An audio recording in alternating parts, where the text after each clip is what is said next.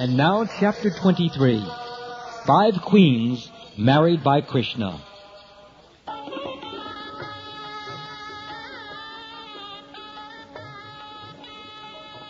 There was a great rumor that the 5 Pandava brothers, along with their mother, Kunti, had died, according to the plan of Dhritarashtra, in a fire accident in the house of Shalak in which they were living.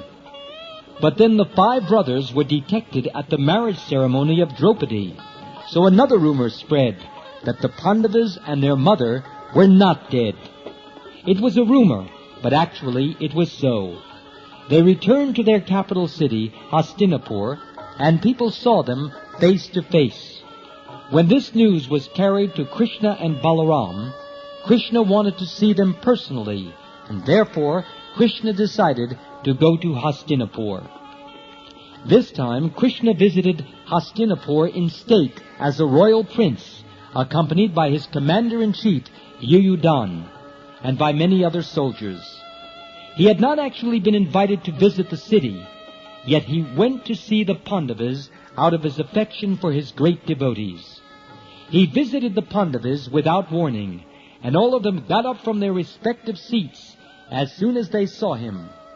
Krishna is called Mukunda because as soon as one comes in constant touch with Krishna or sees him in full Krishna consciousness, one immediately becomes freed from all material anxieties.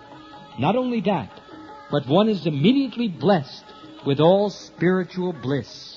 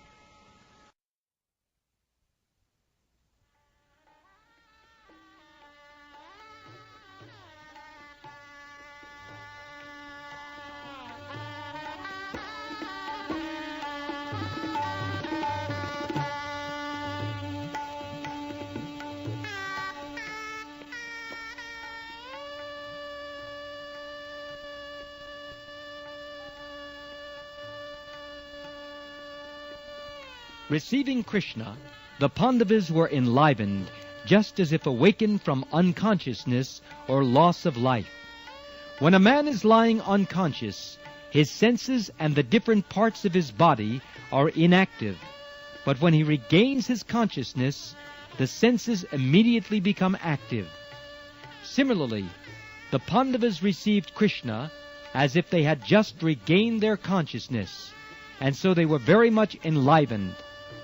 Lord Krishna embraced every one of them, and by the touch of the Supreme Personality of Godhead, the Pandavas immediately became freed from all reactions of material contamination, and were therefore smiling in spiritual bliss. By seeing the face of Lord Krishna, everyone was transcendently satisfied. Lord Krishna, although the Supreme Personality of Godhead, was playing the part of an ordinary human being, and thus he immediately touched the feet of Yudhishthira and Bhima, because they were his 2 older cousins. Arjuna embraced Krishna as a friend of the same age, whereas the 2 younger brothers, namely Nakul and Sahadev, touched the lotus feet of Krishna to show him respect.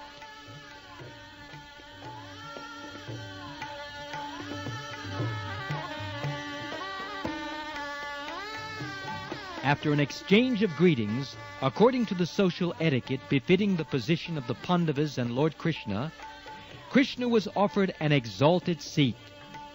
When he was comfortably seated, the newly married Draupadi, young and very beautiful in her natural feminine gracefulness, came before Lord Krishna to offer her respectful greetings. The Yadavas, who accompanied Krishna to Hastinapur, were also very respectfully received. Specifically, Satyaki, or Yuyudhan, was also offered a nice seat. In this way, when everyone was properly seated, the 5 brothers took their seats near Lord Krishna.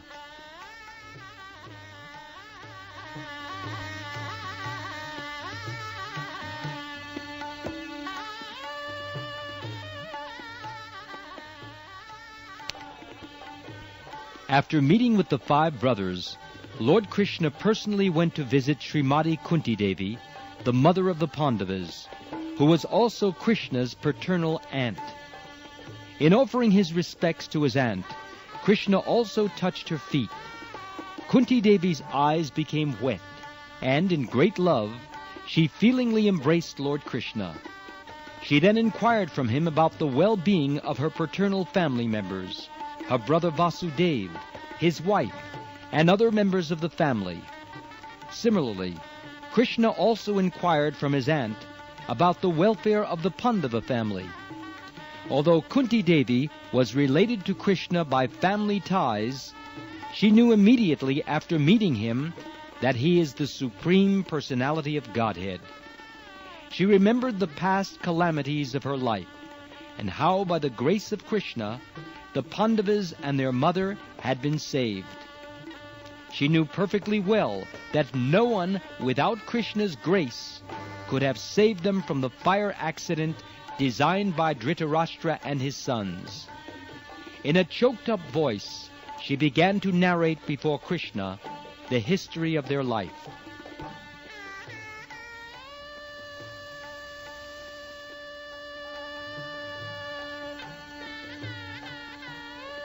Srimati Kunti said, "My dear Krishna, I remember the day when you sent my brother Akrura to gather information about us. This means that you always remember us automatically. When you sent Akrura, I could understand that there was no possibility of our being put into danger. All good fortune in our life began when you sent Akrura to us. Since then, I have been convinced that we are not without protection. We may be put into various types of dangerous conditions by our family members, the Kurus, but I am confident that you remember us and always keep us safe and sound.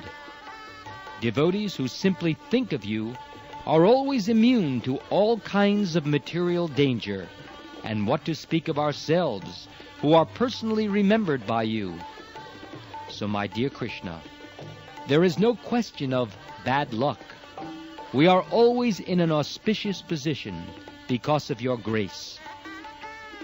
But because you have bestowed a special favor on us, people should not mistakenly think that you are partial to some and inattentive to others. You make no such distinction. No one is your favorite, and no one is your enemy. As the Supreme Personality of Godhead, you are equal to everyone, and everyone can take advantage of your special protection. The fact is that although you are equal to everyone, you are especially inclined to the devotees who always think of you. The devotees are related to you by ties of love. As such, they cannot forget you even for a moment. You are present in everyone's heart, but because the devotees always remember you, you respond accordingly. Although the mother has affection for all the children, she takes special care of the one who is fully dependent. I know certainly, my dear Krishna, that being seated in everyone's heart, you always create auspicious situations for your unalloyed devotees.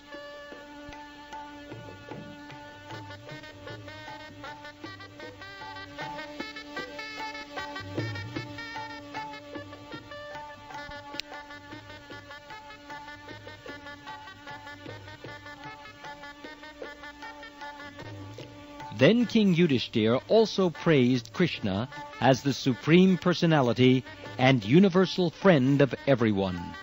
But because Krishna was taking special care of the Pandavas, King Yudhishthira said, "My dear Krishna, We do not know what sort of pious activities we have executed in our past lives that have made you so kind and gracious to us. We know very well that the great mystics who always engage in meditation to capture you do not find it easy to obtain such grace, nor can they draw any personal attention from you. I cannot understand why you are so kind to us. We are not yogis. On the contrary, we are attached to material contaminations. We are householders dealing in politics, worldly affairs. I do not know why you are so kind to us.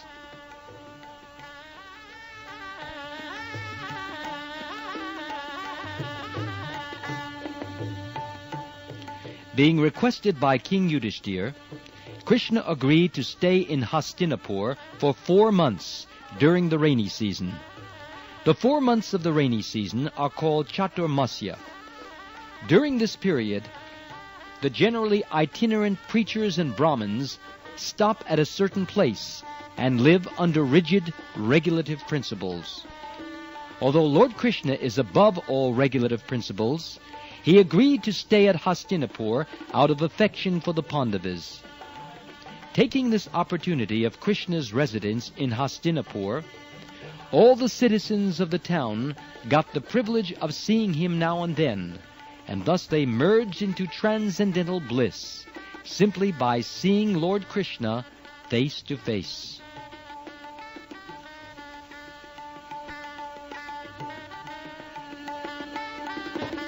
One day, while Krishna was staying with the Pandavas, he and Arjuna prepared themselves to go to the forest to hunt. Both of them sat down on the chariot, which flew a flag with the picture of Hanuman. Arjuna's special chariot is always marked with the picture of Hanuman, and therefore he is also named Kapidvaj. Kapi means Hanuman, and Dvaj means flag. Thus Arjuna went to the forest with his bow and infallible arrows. He dressed himself with suitable protective garments, for he was to practice killing many enemies. He specifically entered that part of the forest where there were many tigers, deer, and various other animals. Krishna did not go with Arjuna to practice animal killing, for he doesn't have to practice anything. He is self-sufficient. He accompanied Arjuna to see how he was practicing, because in the future he would have to kill many enemies. After entering the forest, Arjuna killed many tigers, boars, bison, gavayas, a kind of wild animal, rhinoceroses, deer, hares, porcupine, and similar other animals, which he pierced with his arrows. Some of the dead animals that were fit to be offered in sacrifices were carried by the servants and sent to King Yudhishthira. Other ferocious animals, such as tigers and rhinoceroses, were killed only to stop disturbances in the forest. Since there are many sages and saintly persons who are residents of the forest, it is the duty of the Kshatriya kings to keep even the forest in a peaceful condition for living.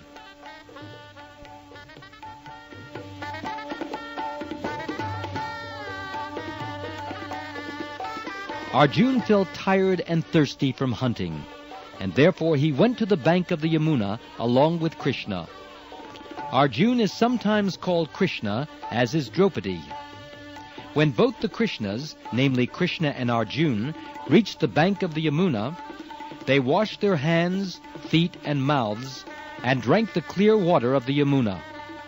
While resting and drinking water, they saw a beautiful girl of marriageable age walking alone on the bank of the Yamuna. Krishna asked his friend Arjuna to go forward and ask the girl who she was. By the order of Krishna, Arjuna immediately approached the girl, who was very beautiful, had an attractive body, nice glittering teeth, and a smiling face. Arjuna inquired, "My dear girl, you are so beautiful with your raised breasts. May I ask you who you are? We are surprised to see you loitering here alone. What is your purpose in coming here?" We can guess only that you are searching after a suitable husband. If you don't mind, you can disclose your purpose. I shall try to satisfy you." The beautiful girl was the river Yamuna personified. She replied, "Sir, I am the daughter of the sun god, and I am now performing penance and austerity to have Lord Vishnu as my husband. I think he is the supreme person, and just suitable to become my husband. I disclose my desire thus because you wanted to know it."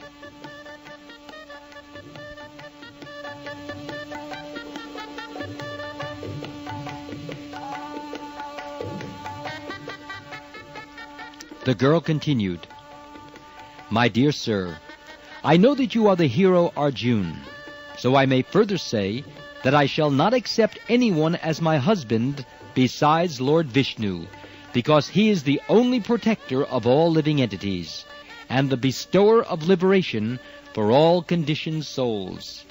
I shall be thankful unto you if you pray to Lord Vishnu to be pleased with me." The girl Yamuna knew it well that Arjun was a great devotee of Lord Krishna, and that if he would pray, Krishna would never deny his request. To approach Krishna directly may sometimes be futile, but to approach Krishna through his devotees is sure to be successful. She further told Arjun, "My name is Kalindi, and I live within the water of the Yamuna. My father was kind enough to construct a special house for me within the waters of the Yamuna, and I have vowed to remain in the water as long as I cannot find Lord Krishna." Arjun duly carried the message of the girl Kalindi to Krishna, although Krishna, as the supersoul of everyone's heart, knew everything. Without further discussion, Krishna immediately accepted Kalindi and asked her to sit down on the chariot. Then all of them approached King Yudhishthira.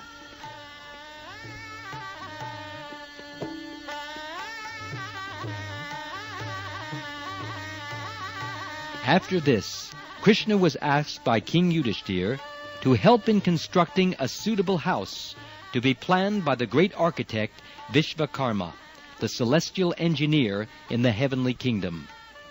Krishna immediately called for Vishvakarma and made him construct a wonderful city according to the desire of King Yudhishthira.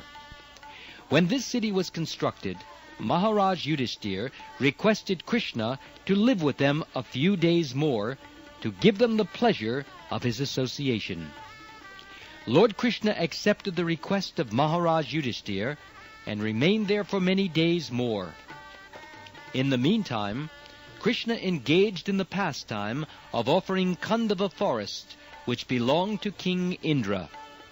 Krishna wanted to give it to Agni, the fire god.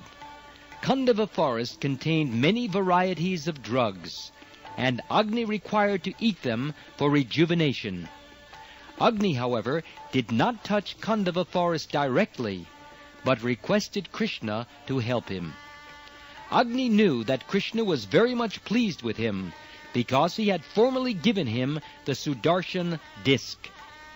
So in order to satisfy Agni, Krishna became the chariot driver of Arjun, and both went to the Khandava forest. After Agni had eaten up the Khandava forest, he was very much pleased. This time he offered a specific bow known as Gandiv, 4 white horses, 1 chariot, and an invincible quiver with 2 specific arrows considered to be talismans, which had so much power that no warrior could counteract them. When the Khandava forest was being devoured by the fire god Agni, there was a demon of the name Maya, who was saved by Arjun from the devastating fire. For this reason, the former demon became a great friend of Arjun, and in order to please Arjun, he constructed a nice assembly house within the city constructed by Vishvakarma. This assembly house had some corners so puzzling that when Duryodhana came to visit this house, he was misdirected, accepting water as land and land as water. Duryodhana was thus insulted by the opulence of the Pandavas, and he became their determined enemy.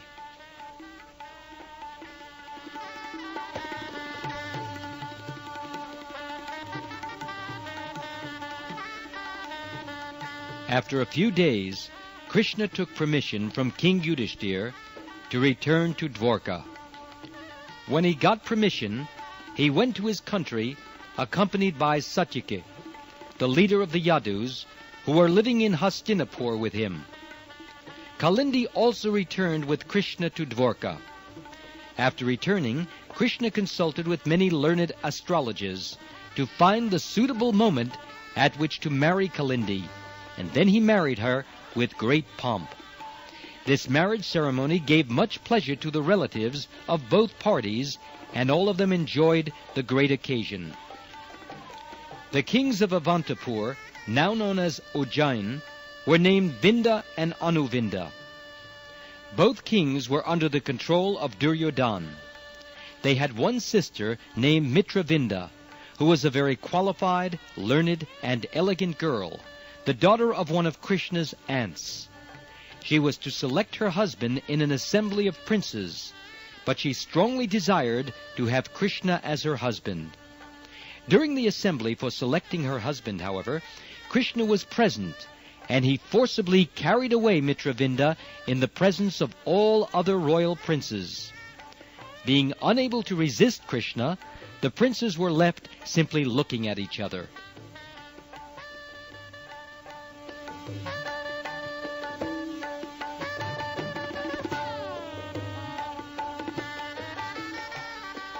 After this incident, Krishna married the daughter of the king of Koshal. The king of Koshal province was called Nagnajit. He was very pious and was a follower of the Vedic ritualistic ceremonies. His most beautiful daughter was named Satya. Sometimes Satya was called Nagnajiti, for she was the daughter of King Nagnajit.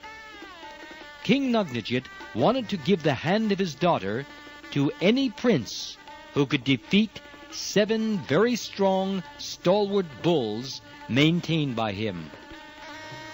No one in the princely order could defeat the 7 bulls, and therefore no one could claim the hand of Satya. The 7 bulls were very strong, and they could hardly bear even the smell of any prince. Many princes approached this kingdom and tried to subdue the bulls, but instead of controlling them, they themselves were defeated. This news spread all over the country, and when Krishna heard that one could achieve the girl Satya only by defeating the 7 bulls, he prepared himself to go to the kingdom of Koshal. With many soldiers, he approached that part of the country known as Ayodhya, making a regular state visit.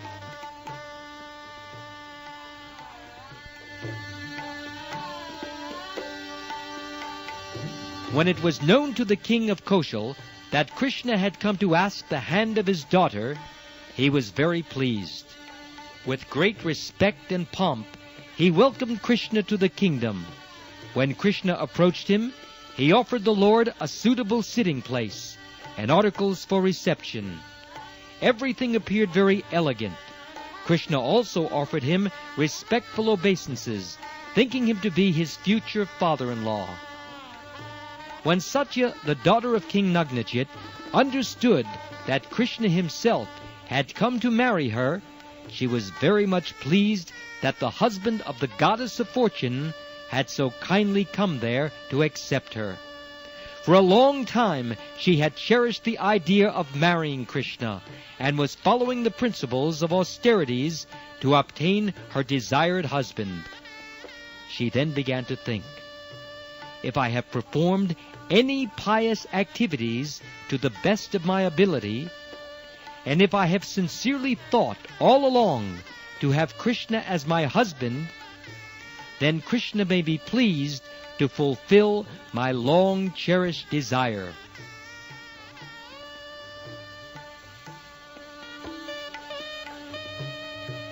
She began to offer prayers to Krishna mentally, thinking, I do not know how the Supreme Personality of Godhead can be pleased with me.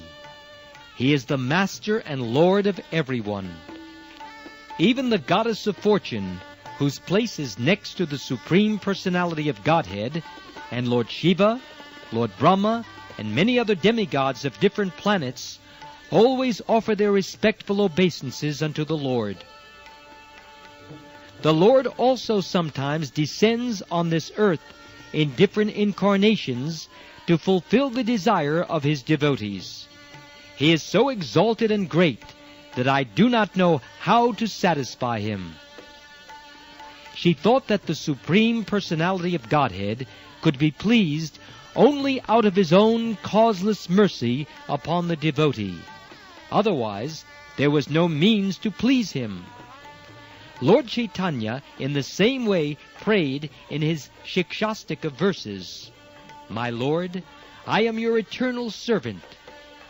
Somehow or other, I have fallen into this material existence. If you kindly pick me up and fix me as an atom of dust at your lotus feet, it will be a great favor to your eternal servant." The Lord can be pleased only by a humble attitude in the service spirit. The more we render service unto the Lord under the direction of the spiritual master, the more we make advancement on the path of approaching the Lord. We cannot demand any grace or mercy from the Lord because of our service rendered to Him.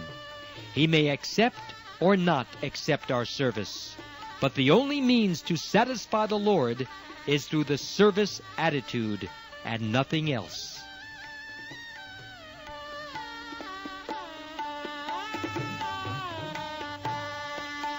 King Nagnajit was already a pious king, and having Krishna in his palace, he began to worship Lord Krishna to the best of his knowledge and ability. He presented himself before the Lord thus: "My dear Lord, you are the proprietor of the whole cosmic manifestation, and you are Narayan, the resting place of all living creatures. You are self-sufficient and pleased with your personal opulences. So how can I offer you anything? And how could I please you by such an offering? It is not possible, because I am an insignificant living being. Actually, I have no ability to render any service unto you."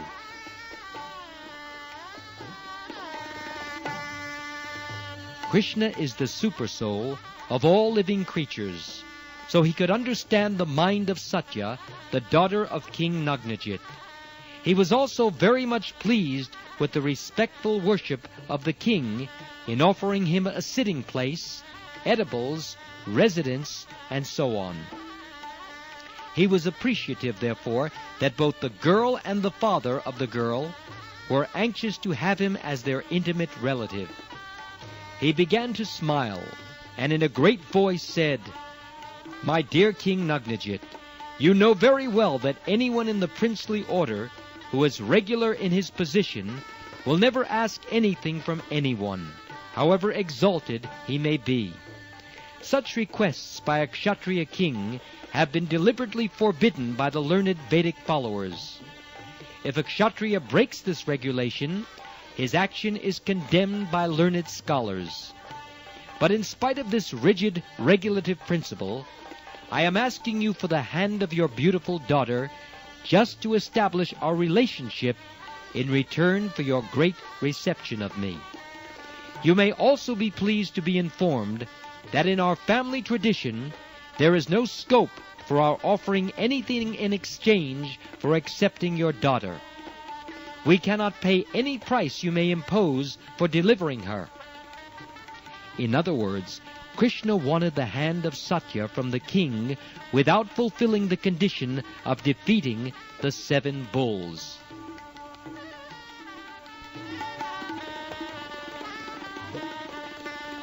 After hearing the statement of Lord Krishna, King Nagnajit said, "My dear Lord, you are the reservoir of all pleasure, all opulences, and all qualities.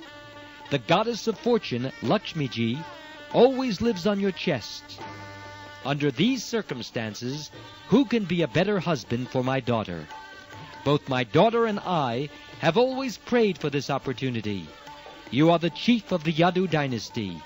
You may kindly know that from the very beginning I have made a vow to marry my daughter to a suitable candidate, one who can come out victorious in the test I have devised. I have imposed this test just to understand the prowess and position of my intended son-in-law. You, Lord Krishna, are the chief of all heroes. I am sure you shall be able to bring these 7 bulls under control without any difficulty. Until now, they have never been subdued by any prince. Anyone who has attempted to bring them under control has simply had his limbs broken.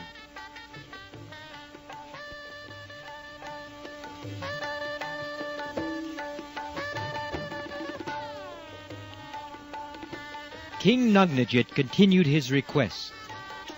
Krishna, if you'll kindly bridle the 7 bulls and bring them under control, then undoubtedly you will be selected as the desired husband of my daughter Satya. After hearing this statement, Krishna could understand that the king did not want to break his vow. Thus, in order to fulfill his desire, he tightened his belt and prepared to fight with the bulls. He immediately divided himself into 7 Krishnas, and each one of them immediately caught hold of a bull and bridled its nose, thus bringing it under control as if it were a plaything. Krishna's dividing himself into 7 is very significant. It was known to Satya, the daughter of King Nagnajit, that Krishna had already married many other wives, but still she was attached to Krishna. In order to encourage her, Krishna immediately expanded himself into 7. The purport is that Krishna is one, but he has unlimited forms of expansions. He married many thousands of wives, but this does not mean that while he was with one wife, the others were bereft of his association. Krishna could associate with each and every wife by his expansions.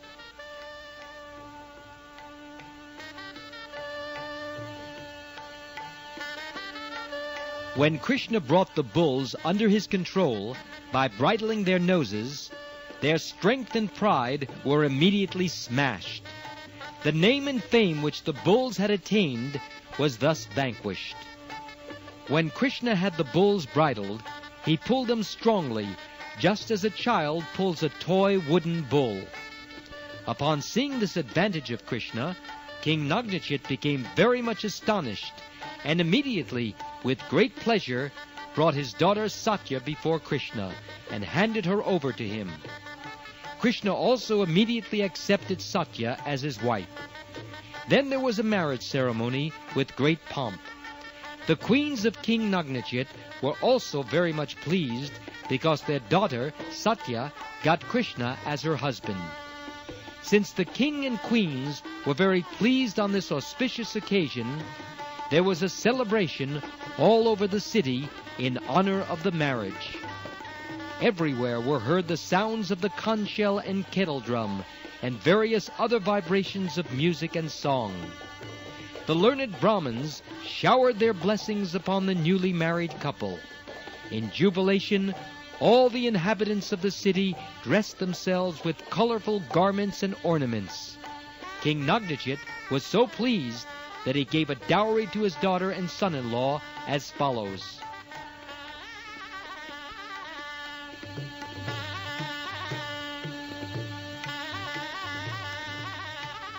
First of all, he gave them 10,000 cows and 3,000 well-dressed young maidservants, ornamented up to their necks.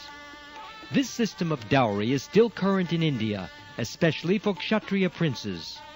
Also, when a Kshatriya prince is married, at least a dozen maidservants of similar age are given along with the bride. After giving the cows and maidservants, the king enriched the dowry by giving 9,000 elephants and 100 times more chariots than elephants. This means that he gave 900,000 chariots. and he gave 100 times more horses than chariots, or 90 million horses, and 100 times more slaves than horses. Royal princes maintained such slaves and maidservants with all provisions, as if they were their own children or family members. After giving this dowry, the king of the coastal province bade his daughter and great son-in-law be seated on a chariot, and allowed them to go to their home, guarded by a division of well-equipped soldiers. As they traveled fast to their new home, his heart was enlivened with affection for them.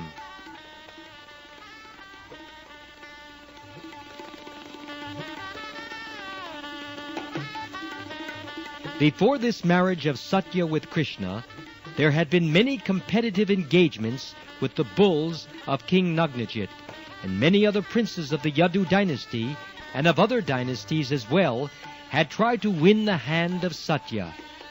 When the frustrated princes of the other dynasties heard that Krishna was successful in getting the hand of Satya by subduing the bulls, naturally they became envious. While Krishna was traveling to Dwarka, all the frustrated and defeated princes encircled him and began to shower their arrows on the bridal party. When they attacked Krishna's party and shot arrows like incessant torrents of rain, Arjuna, the best friend of Krishna, took charge of the challenge, and he alone very easily drove them off to please his great friend Krishna on the occasion of his marriage. He immediately took up his bow, Gandiv, and chased away all the princes. Exactly as a lion drives away all other small animals simply by chasing them, Arjuna drove away all the princes without killing even one of them. After this, the chief of the Yadu dynasty, Lord Krishna, along with his newly married wife and a huge dowry, entered the city of Dwarka with great pomp. Krishna then lived there with his wife very peacefully.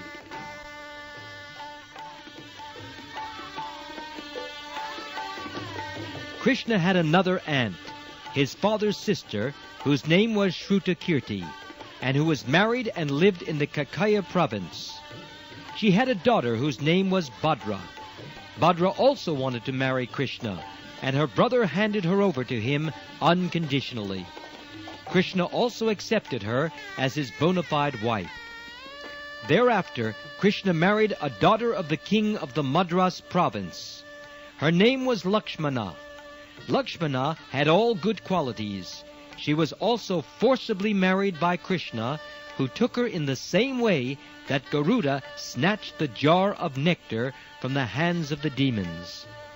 Krishna kidnapped this girl in the presence of many other princes in the assembly of her Svayamvara. Svayamvara is a ceremony in which the bride can select her own husband from an assembly of many princes. The description of Krishna's marriage with the 5 girls mentioned in this chapter is not sufficient. He had many other thousands of wives besides them. Krishna accepted the other thousands of wives after killing a demon named Baumasura. All these thousands of girls were held captive in the palace of Baumasura, and Krishna released them and married them. Thus ends the Bhaktivedanta purport of the 2nd volume, 23rd chapter of Krishna, 5 queens married by Krishna.